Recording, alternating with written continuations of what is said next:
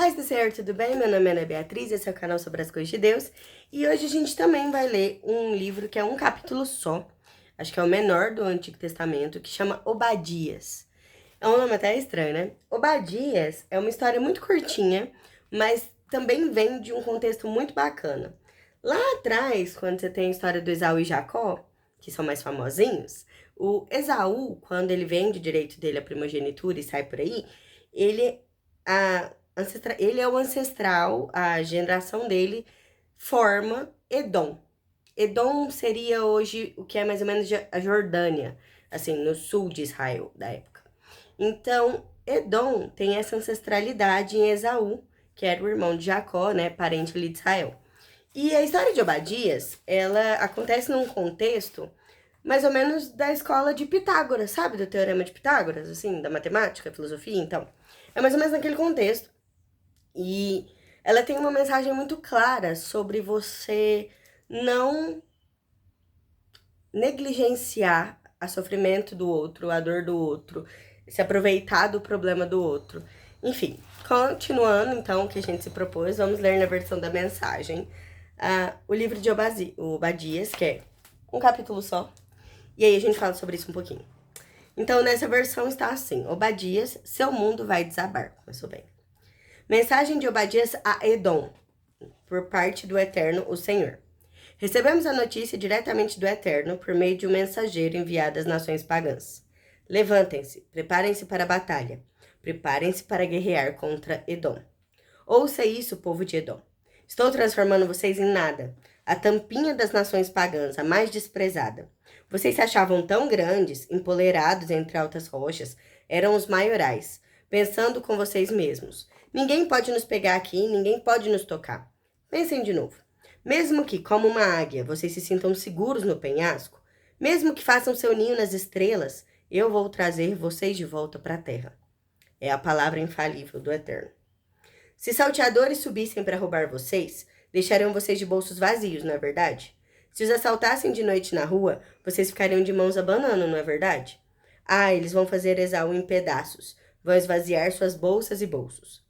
Todos os seus antigos parceiros vão empurrar vocês para a beira do abismo. Seus antigos amigos vão mentir para vocês sem hesitar. Seus antigos companheiros de bebida vão apunhalar vocês pelas costas. Seu mundo vai desabar. Vocês nem mesmo vão saber o que os atingiu. E assim não se surpreendam, essa é a palavra certa do Eterno. Quando eu eliminar todos os instruídos de Edom e banir das montanhas de Esaú todos os sábios, seus grandes heróis vão desertar vocês, Temã. Não ficará ninguém nas montanhas de Esaú.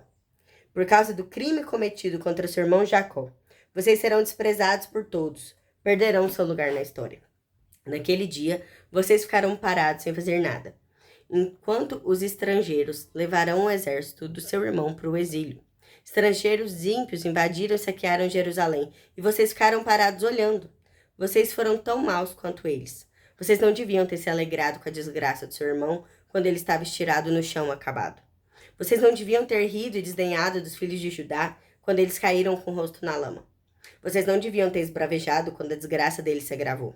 Vocês não deveriam ter tirado vantagem do meu povo quando a vida deles estava em frangalhos. Vocês seriam os últimos de quem eu esperaria diversão à custa do problema deles, da sua nação em frangalhos.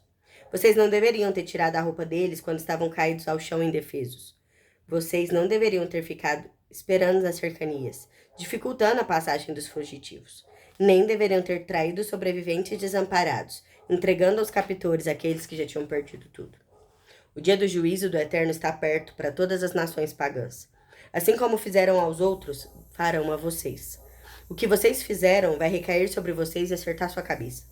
Assim como vocês fizeram festa no meu santo monte, as nações pagãs vão beber a ira de Deus. Eles vão beber e beber e vão beber até morrer, mas não no Monte Sião. Ai, não será assim. Será um lugar santo e seguro.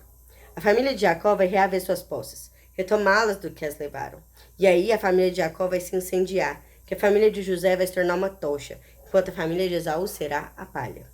Esaú vai arder em chamas. Não sobrará nada de Esaú, além de um monte de cinzas. O Eterno é que diz, e assim é.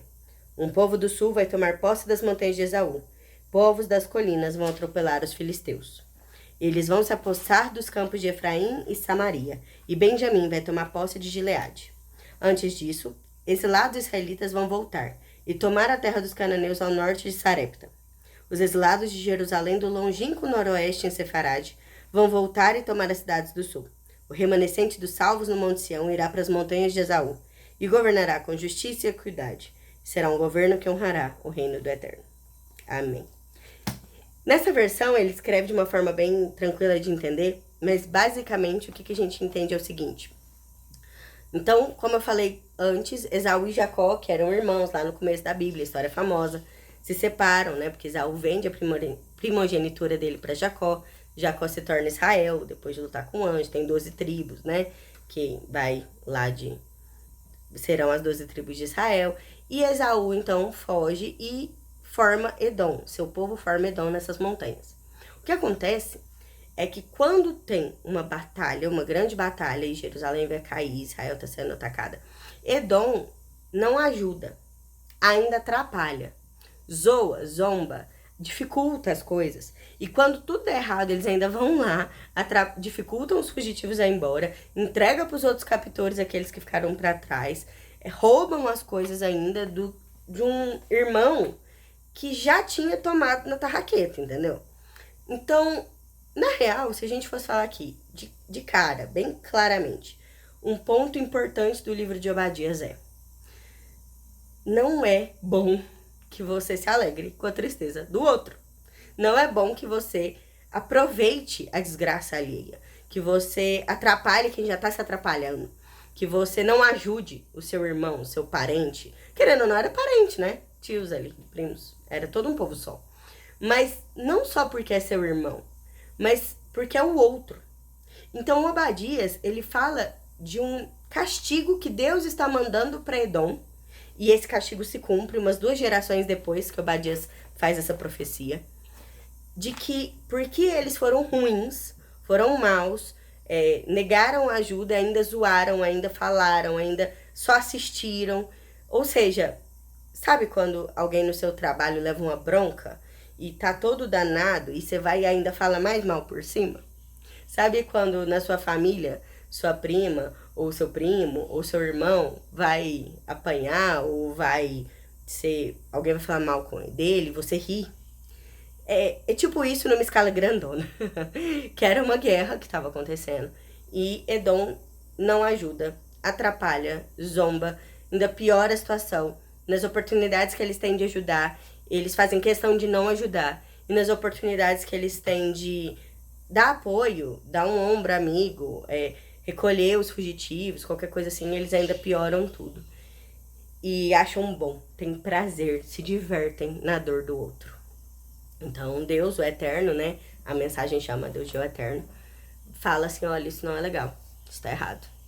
Eram seus irmãos. E não vai sobrar nada de vocês. E isso vai acontecer porque eu tô falando, porque é ruim o que vocês fizeram. E geralmente isso acontece mesmo, né? Nós somos destruídos naquilo que a gente tem prazer em ver destruído no outro. Porque aquilo foi tratado no nosso coração, claramente, né? Porque que bondade, que amor ao próximo é esse, que o povo tá lá se estabecando e a gente tá achando bom. Não tem como isso ser algo que Deus ordenou. Então, se isso estiver acontecendo perto da sua vida, né? Ou com você, ou com alguém próximo, ou você mesmo, sabe? Sei lá, você foi desempregado e aí seu colega achou bom, ainda zoou, ainda falou mal de você e ainda não te ajudou a arrumar um emprego novo. Dá um exemplo. Isso é o mesmo princípio do livro de Obadias em relação a Edom.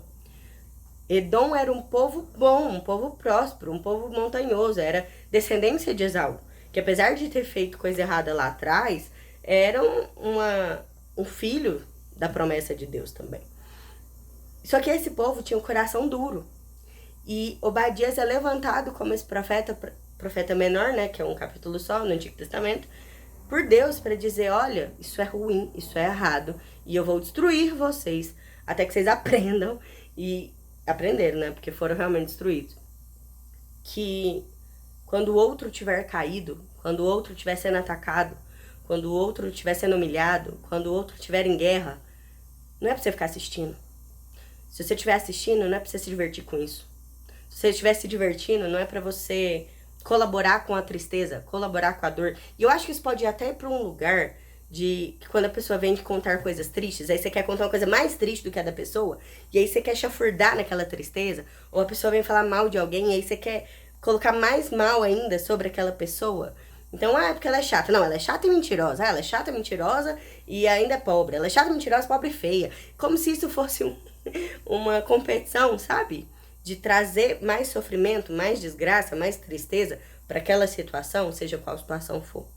Ou então, a segunda situação que tem, né, é que depois que Jerusalém, né, é saqueada e tudo, eles ainda vão e roubam o resto. Ainda se aproveitam do que aconteceu. E quantas vitórias nós temos em cima da derrota do outro? Como que isso é visto por Deus? De acordo com Obadias, não é bem visto. Então, que nós possamos orar e buscar em Deus um coração bom. Eu primeiro, tá? Para que quando algo ruim aconteça com alguém do nosso lado, isso não seja divertimento, e eu não seja omissa, que eu não seja passiva. Porque é isso, negar ajuda também é pecado. Tiago fala, não fazer o bem quando eu posso fazer o bem também é pecado. Então, o problema aqui que o Obadias traz não é só ser ruim em cima da ruindade. É você não ser bom quando pode ser bom. E agora eu acho que a gente pode finalizar esse vídeo, esse podcast, não sei onde você tá vendo, trazendo isso como um ensinamento de Obadias. Se você tem a oportunidade de fazer o bem, o faça. Se você tem a oportunidade de piorar o que é ruim, não faça. Porque isso traz morte, isso traz desgraça para os ossos, isso traz banimento de montanhas. Montanhas são lugares altos. Quando você sai das montanhas, você está indo para lugares mais baixos, você está decaindo. Então, o que o Obadias está falando para Edom é, olha, vocês tinham coisas, mas por causa desse coração ruim, que se alegra na maldade, que se alegra na tristeza, que não ajuda ninguém e que omite o bom e piora o ruim, então vocês vão perder o que vocês tinham. E aqueles de quem vocês riram vão ter coisas e vocês não terão. Então que isso não aconteça conosco, que a gente não perca o bom que a gente tem. E que se as pessoas que se deram mal, se derem bem, isso não nos dê inveja ou tristeza. Pelo contrário, porque o Senhor vai ter tratado os nossos corações para que, se a gente puder fazer algo bom, se puder falar algo bom, se puder perdoar, se puder ajudar, se puder dar um ombro amigo, se puder emprestar, não seja fiador de ninguém. Leia Provérbios. Salomão fala várias vezes, não seja fiador das pessoas. Mas, se você puder ajudar, ajude. E se você não puder atrapalhar, não atrapalhe. Porque esse coração é um coração que Deus não aprova, de acordo com o livro de Obadias. Tem muito mais coisa pra falar, mas eu acho que o que queimou aqui é isso. E que aprendamos com isso. Em nome de Jesus. Amém? Que o Senhor te favoreça.